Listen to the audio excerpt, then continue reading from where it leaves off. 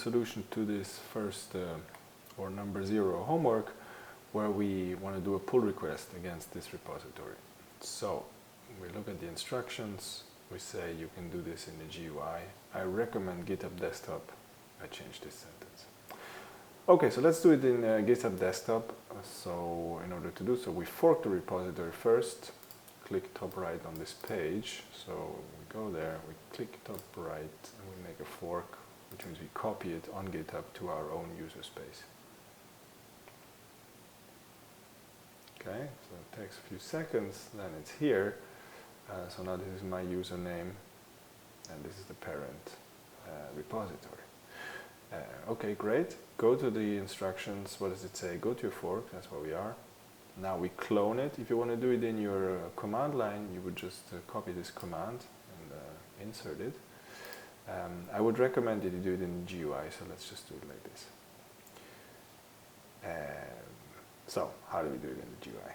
In the GUI, you go here, you want to download the code, and there's this nice button which says Open in GitHub Desktop. So you just click this and see what happens. So this site wants to open this application GitHub Desktop.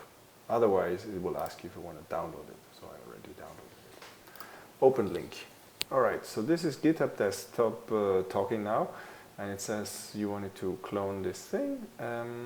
You don't have to edit anything here, but you may want to edit the local path where it will be saved. So for me, that will be saved in my downloads folder, which may or may not be what you want to do, but you can change that. Okay, so this is the location where the code will be copied to on your computer. So you should put that in a location that you will later find. Then you click clone. So it copies the whole content to our computer. Okay. Next thing, it asks us, what do you want to do with this? It realizes that this is a fork, you see.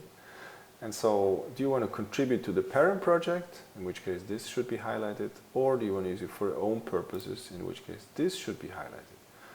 We do want to contribute to the parent project, indeed. So this is the option, and you will see that it will automatically link our pull requests to the parent repository. So we continue. Okay, so here we are. GitHub Desktop displays that there's no local changes. If you want, you can look at the history, what happened before. Here were the previous things that happened. But so now we look at changes, and so now let's make the change. So let's add our username. So here is you can open the repository in an external editor. So I'll do that. I click here, and we'll open the repository in Visual Code. Okay, so that's here. This is again the content. I will add a new file, which can be a text file, and the content of this thing should be my JSON string. So let me just copy that from here because I feel a bit lazy.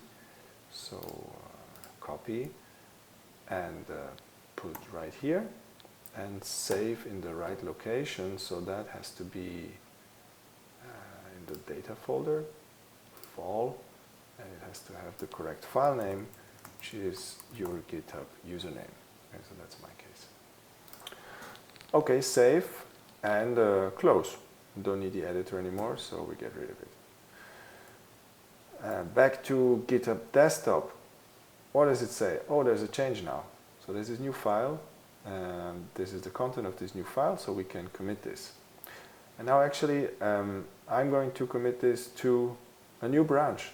I'm going to create a new branch on my computer. Something that's not called master branch, but differently.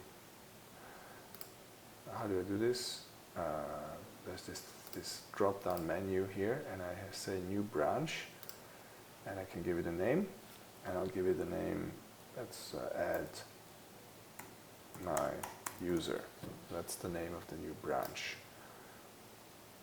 You have changes on this branch. What would you like to do with them? I want to bring the changes to add my user new branch. So that's what I want to do. And so now the current branch is add my user. Okay, a branch is just a certain version on your computer. So now on my computer there's two versions. One is the master version, which is identical to upstream repository, and then there's my new branch, which is adding my user. Okay, and so I'll commit this. So the default message just says create JSON, and I'll commit this to add my user to this branch. Okay, great. Now there's no local changes anymore, but there's this new branch, and it says, do you want to publish this branch to github.com?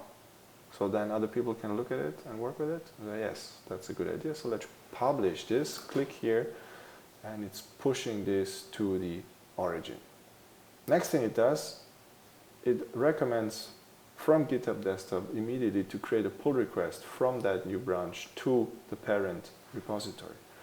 So you can do that. You can click here, and that will do it. Or you go to the repository. Okay, so this is my version of it, not the parent.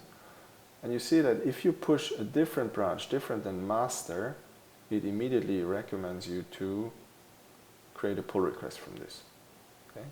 If you push your master branch, you will have to do this manually here by saying contribute, and that will also create your pull request. Okay, but so you see this is kind of easier. If you create a new branch on your computer and push that, you will immediately say you may want to merge that into the parent directory and parent the repository. So if you click on this, you go back to the parent directory, you see? And so here it says what you want to do. You are in the parent repository master branch. You want to merge from this person's repository that particular branch. So that's exactly what I want to do. So I create, so this is my message to the repository maintainer. I can explain more stuff, and I create the pull request. Okay, and that's it, right? So that's fine. There's going to be a check that's running against this thing, and that's it. After this is done, we can then, look at it and merge it later on. Okay, so that's it. Thanks for listening, and I see you back in class.